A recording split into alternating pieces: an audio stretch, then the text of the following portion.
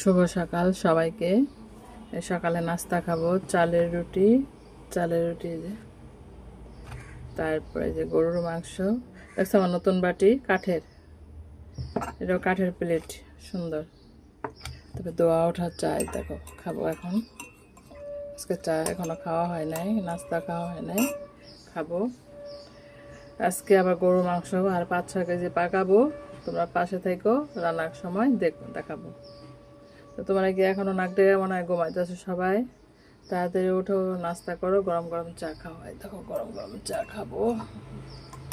চা না খেলে তো ভালোই লাগে না। কে কোথার থেকে দেখতেছো? সবাই ভালো থেকো।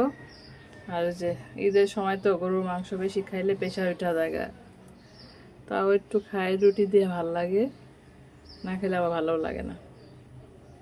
তো সবাই ভালো থাকো, সুস্থ থাকো, আল্লাহ হাফেজ সবাইকে।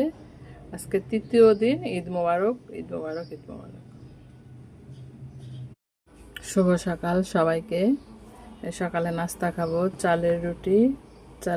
যে তারপরে যে গরুর মাংস দেখছো, আমার নতুন বাটি কাঠের, এটাও কাঠের প্লেট, সুন্দর।